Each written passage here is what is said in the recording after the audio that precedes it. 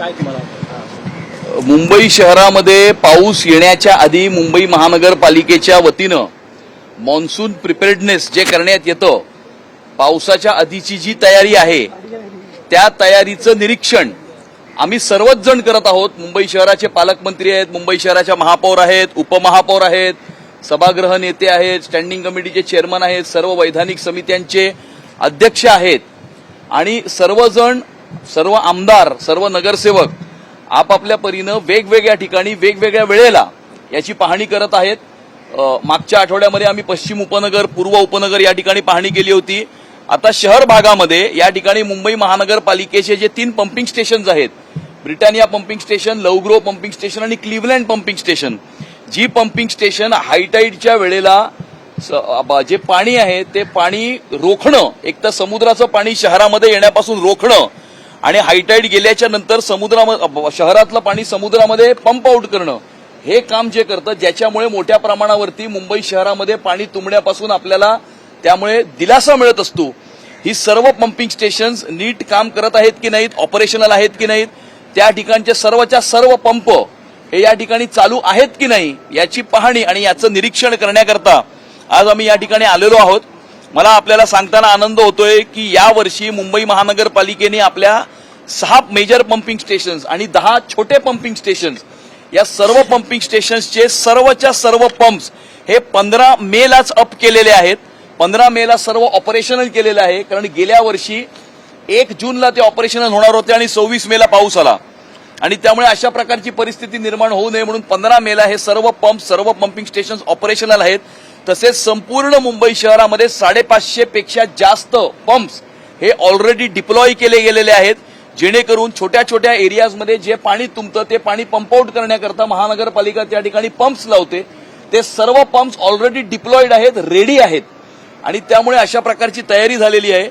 गेल्या वर्षीच्या 1 जून पासून त्याच्यानंतर पुढे IIT बॉम्बेतर्फे एक विशिष्ट प्रकारची मेकॅनिझम, अर्ली वॉर्निंग मेकॅनिझम, ही सुद्धा मुंबई महानगरपालिकेला देण्यात आलेली आहे. आधी मुंबई महानगरपालिकेला मोठा जर पाऊस येणार असेल हायटाईडच्या वेळेला स्पेशली, तर 3-4 तास आधी माहिती मिळत असायची. आता IIT बॉम्बेने दिलेल्या अर्ली वॉर्निंग सिस्टममुळे 48 तास आधी ही माहिती मुंबई महानगरपालिकेला मिळते, ज्याच्यामुळे आपल्याला 48 तास आधी सर्व माहिती मिळाल्यावर त्याच्यावरती जी काही उपाययोजना आपल्याला करायची आहे ती उपाययोजना मुंबईची महानगरपालिका करू शकते. नाले सफाई ही या ठिकाणी सुरू आहे. 31 मे पर्यंत संपूर्ण 100% नाले सफाई पूर्ण करण्याचा आमचं उद्देश आहे.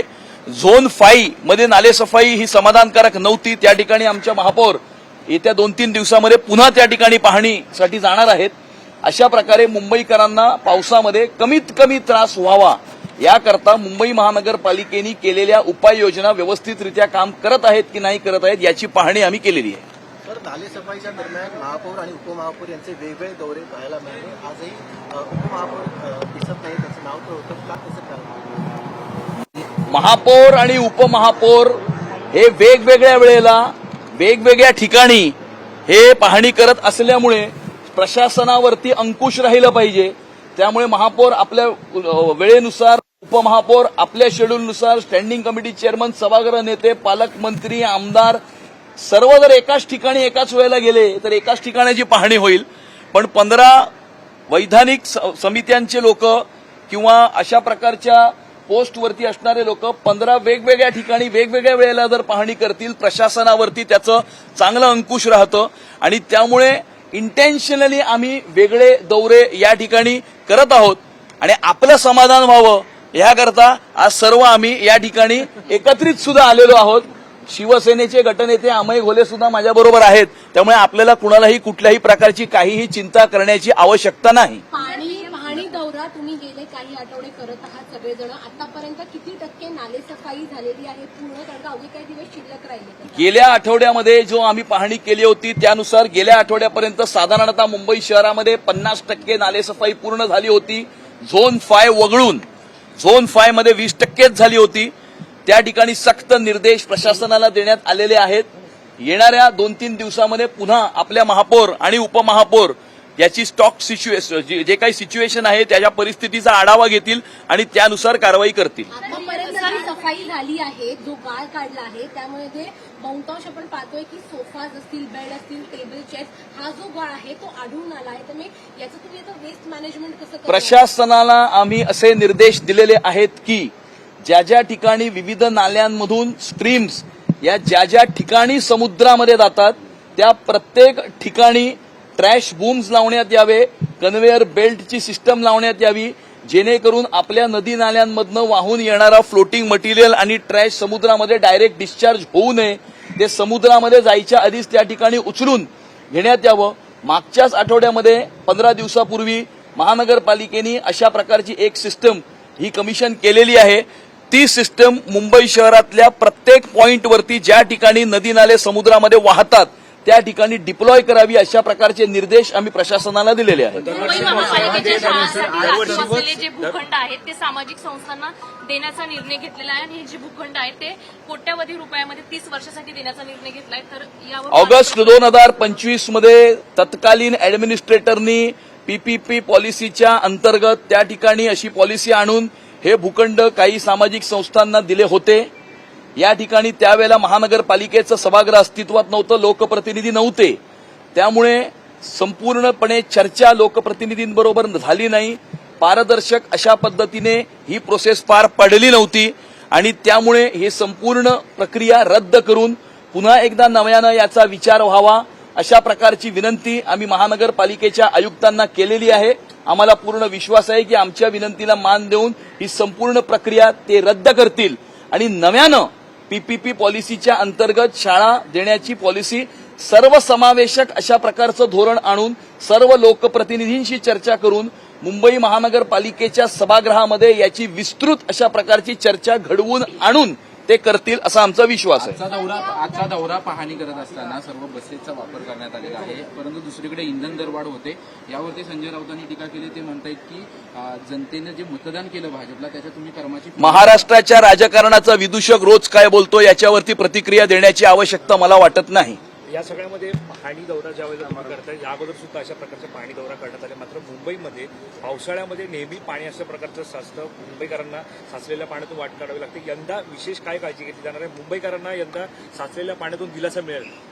मुंबईची टोपोग्राफी ही अशी आहे की थोडा जरी पाऊस पडला तर काही सॉसर असलेल्या जागांमध्ये पाणी तुंबतं. ही सत्यस्थिती आहे. याच्यामध्ये कॉम्प्रिहेन्सिव्ह अशा प्रकारचा विचार होण्याची आवश्यकता होती. ती गेल्या 25 वर्षामध्ये झाली नाही आणि त्यामुळे आता मुंबईच्या महानगरपालिकेने IIT बॉम्बेला ऑन बोर्ड घेऊन याचा सखोल याचा अभ्यास करून एक कॉम्प्रिहेन्सिव्ह रिपोर्ट तयार केलेला आहे. तो रिपोर्ट केंद्र शासनाला सादर केलेला आहे. केंद्र शासन तो रिपोर्ट स्क्रुटिनाइज करत आहे आणि केंद्र शासनाने त्या रिपोर्टला हिरवा कंदील दिल्यानंतर मुंबई शहरामध्ये कॉम्प्रिहेन्सिव्ह फ्लड मेजर्स हे घेण्यात येणार आहेत. आता आपण म्हणाल की केंद्र शासनाचा संबंध काय, तर केंद्र शासनाचा संबंध हा आहे की या कॉम्प्रिहेन्सिव्ह रिपोर्टवरती कारवाई करण्यासाठी जो प्रोजेक्ट असेल त्या प्रोजेक्टचं फंडिंग हे केंद्र शासन करणार आहे. भूमिगत सर, टाक्या मुंबई बसवण्यात आल्या होत्या, महानगरपालिकेच्या भूमिगत टाक्यात बस बसवण्यात आल्या होत्या. त्या भूमिगत टाक्यांची सद्यस्थिती परिस्थिती काय? कारण त्या सुद्धा ज्या इंदमाता परिसर असेल, किंग सर्कल परिसर असेल त्या ठिकाणी मोठ्या प्रमाणात बसवण्यात आला होता, जो पाण्याचा निचरा करण्यासाठी होत्या. त्या काय भूमिगत टाक्या ज्या ज्या ठिकाणी बसवण्यात आलेला आहे त्या त्या ठिकाणी पाणी तुंबण्यापासून त्या त्या परिसराला त्या त्या वेळेला दिलासा हा जरूर मिळालेला आहे. आणि भूमिगत टाक्या हे काही फ्लड प्रोन एरियाजमध्ये पाणी तुंबण्यापासून वाचवण्याकरता या ठिकाणी एक चांगलं सोल्युशन आहे, परंतु ते एकमेव सोल्युशन नाही. कॉम्प्रिहेन्सिव्ह अशा प्रकारचं सर्वसमावेशक अशा प्रकारच्या सोल्युशनची आवश्यकता आहे. ती अनफॉर्च्युनेटली गेल्या 25 वर्षामध्ये झाली नसल्यामुळे आता आम्ही ते करत आहोत आणि ऑलरेडी रिपोर्ट तयार केलेला आहे, सादर झालेला आहे. केंद्र शासनाने हिरवा कंदील दिल्यानंतर त्याचं इम्प्लिमेंटेशन सुरू होईल. सर, मुंबई महानगरपालिकेच्या बेस्ट बस ज्या आहेत त्यांची दयनीय अवस्था झालेली पाहायला मिळते. आज देखील महापौरांच्या दौऱ्यादरम्यान एक बस बंद पडली होती. तुमच्या दौऱ्यासाठी आता तुमच्या दौऱ्यासाठी ज्या बसेस ठेवण्यात आलेल्या होत्या त्यातली एक बस बंद झाली. बघा, आता एखादी बस अशी कधी बंद पडू शकते. एक बस बंद पडली, एक बस बंद पडली किंवा 2 मिनिटासाठी थांबली याचा अर्थ काही बीएसटीच्या सगळ्याच बसेस बंद पडतात असा होत नाही. परंतु बीएसटीच्या बाबतीमध्ये बीएसटीला सस्टेनेबल करण्याच्या दृष्टिकोनातून, सस्टेनेबल म्हणजे समजा बीएसटीचा आमदनी इन्कम हे जर 1200 कोटी असेल तर बीएसटीचा खर्च हा 2500 कोटी आहे आणि त्यामुळे 2500 कोटीचा खर्च हा 2500 कोटीची आमदनी बीएसटीला झाली पाहिजे या दृष्टिकोनातून आम्ही याचा विचार करीत आहोत. यामध्ये ऍडव्हर्टायझिंग असेल, यामध्ये कशा प्रकारे मेट्रोच्या फीडर रूट्सवरती बीएसटीच्या बसेस डिप्लॉय करून अजून बीएसटीचं इन्कम या संदर्भात वाढवू शकतो याचाही विचार आम्ही करीत आहोत. आम्हाला हा पूर्ण विश्वास आहे की येणाऱ्या काळामध्ये बीएसटीला सस्टेनेबल करण्याच्या दृष्टिकोनातून आम्ही कारवाई करून त्यामध्ये बीएसटीला आम्ही सस्टेनेबल करू. नाले सफाईच्या दरम्यान अनेक वेळेला अशा गोष्टी आढळून येतात की जो गाळ बाहेर काढला जायचा तो नाल्याच्या बाहेरच ठेवला जायचा, त्यामुळे पाऊस पडला तर गाळ पुन्हा एकदा नाल्या प्रशासनाला सख्त आदेश देण्यात आलेले आहेत की नाल्याचा गाळ असेल, मायनर नाल्याचा, मेजर नाल्याचा गाळ असेल, कुठलाही गाळ हा 4 दिवसामध्ये त्या ठिकाणी काढून टाकलेल्या ठिकाणाहून उचलला गेला पाहिजे. आणि आमचे सर्व नगरसेवक 118 नगरसेवक आणि सर्व स्वीकृत नगरसेवक हे त्या ठिकाणी फिरून सर्वीकडे फिरून या ठिकाणची पाहणी करत आहेत. Everybody is on field. Sir, या उदंचन केंद्राची सध्या पाणी उपसा करण्याची क्षमता किती आहे आणि ती वाढवण्यासाठी कोणत्या उपाययोजना? हे उदंचन केंद्र हे मुंबईतलं सर्वात मोठं पंपिंग स्टेशन आहे. एका वेळेला या ठिकाणी 10 पंप्स जे आहेत ते कार्यरत आहेत आणि त्यामुळे आजूबाजूचा जो परिसर आहे वरळी, हाजी अली, टोटल 1300 हेक्टेअरच्या परिसराला रिलीफ देणारं हे पंपिंग स्टेशन आहे आणि वरळी आणि आजूबाजूच्या परिसरातलं हे पंपिंग स्टेशन आहे आणि त्यामुळे वरळीची आम्ही खास काळजी या ठिकाणी घेत आहोत. या 25 वर्षामध्ये, मागील 25 वर्षामध्ये मुंबईमध्ये सातत्याने मुंबई होताना पाहायला मिळत होती. यापुढे मुंबईची परिस्थिती कशी असणार आहे पावसाळ्यामध्ये? काय बदल हा या सरकारकडून असेल? सर, यालाच लागून असं आहे की नाले सफाईची जी चालू आहे तर अनेक तक्रारी येत आहेत की नाले सफाई व्यवस्थित केली जात नाहीये, तर मुंबईची तुंबई होऊ शकते असं देखील मुंबईकर व्यक्त करतायत. बघा, पाणी आम्ही काय असा क्लेम करणार नाही की यावर्षी पाणी तुंबणारच नाही, कारण पाणी तुंबण्याची अनेक कारणं असतात. परंतु पाणी कमी तुंबावं किंवा पाणी तुंबल्यानंतर त्याचा निचरा लवकरात लवकर समुद्रामध्ये व्हावा याकरता ज्या उपाययोजना महानगरपालिका करते त्या सर्व उपाययोजना 100% कार्यरत आहेत की नाही हे चेक करण्याचं काम आम्ही करतोय. आणि कॉम्प्रिहेन्सिव्ह ज्या वेळेला सोल्युशन येईल ज्याचा विचार आजपर्यंत झाला नाही. आजपर्यंत लोकांनी फक्त नाले सफाईची पाहणीचे दौरे केले आणि नंतर थेम्स नदीची पाहणी करायला गेले आणि कॉम्प्रिहेन्सिव्ह अशा प्रकारचा विचार न केल्यामुळे आज ही परिस्थिती निर्माण झाली. परंतु आता येणाऱ्या काळामध्ये केंद्र शासनाच्या मदतीनं कॉम्प्रिहेन्सिव्ह अशा प्रकारचा रिपोर्ट तयार करून कॉम्प्रिहेन्सिव्ह अशा प्रकारचं सोल्युशन मुंबई शहराला आम्ही नक्कीच देऊ. आम्ही मुंबईकरांना एवढा आश्वस्त करू इच्छितो की आम्ही 100% आमच्या प्रयत्नांमध्ये कधीही कुठे कमी पडणार नाही आणि पूर्णपणे पारदर्शी अशा प्रकारचा कारभार, ट्रान्सपरंट ऍडमिनिस्ट्रेशन आणि करप्शन फ्री गव्हर्नन्स हे आम्ही देत आहोत. आणि हे गेल्या 3 महिन्यामध्ये आम्ही कसं दिलेलं आहे हे तुम्हाला 3 दिवसानंतर विस्तृतपणे मी सांगेन. 19 नगरसेवकाच्या विरोधामध्ये याचिका दाखल केली तर त्याचा निकाल लागला तर पालिकेची भाजपची सत्ता जाती असे काँग्रेसचं मत. त्यांना स्वप्न बघू द्या. दर महानगरपालिकेच्या किंवा स्थानिक स्वराज्य संस्थांच्या निवडणुकाच्या नंतर हरलेला उमेदवार विजयी उमेदवाराच्या विरुद्ध इलेक्शन पिटिशन हा नेहमीच टाकत असतो. यात काहीही नवीन नाही. परंतु आजपर्यंत या टाकलेल्या पिटिशन्समुळे हाऊसमधलं बलाबल कधीही बदललेलं नाही किंवा त्याच्यामध्ये कुठल्याही प्रकारचा इम्बॅलन्स आजपर्यंत झालेला नाही, यावेळेलाही होणार नाही. त्यामुळे ज्यांना स्वप्न बघायची आहेत ते स्वप्न जरूर बघू शकतात. मुंगेरी लाल के हसीन सपने जो है वो उनको मुबारक है. तुम्ही म्हणताय की यावर्षी मुंबई तुंबणार नाही हे तुम्ही सांगू शकत नाही, म्हणजे दरवर्षी जशी मुंबई तुंबायची ते चित्र यावर्षी देखील पाहिलं नाही. हे बघा, असं आहे की काही ठिकाणी पाणी नक्कीच साचेल कारण त्याची वेगळी कारणं असतात. परंतु पाणी साचल्यावरती त्या पाण्याचा निचरा समुद्रामध्ये लवकरात लवकर व्हावा आणि तो निचरा होण्याकरता नाल्यामध्ये गाळ नसला पाहिजे, नाले सफाई व्यवस्थित झाली पाहिजे, पंपिंग स्टेशन सर्व कार्यरत असले पाहिजेत, सर्व अंडरग्राऊंड टँक्स फंक्शनल असले पाहिजेत. ही उपाययोजना आहेत. या उपाययोजना नीट काम करत आहेत की नाही हे आम्ही 100% याची खात्री करून घेत आहोत आणि कमीत कमी त्रास मुंबईकरांना या पावसामध्ये होईल याकरता आम्ही प्रयत्न करत आहोत.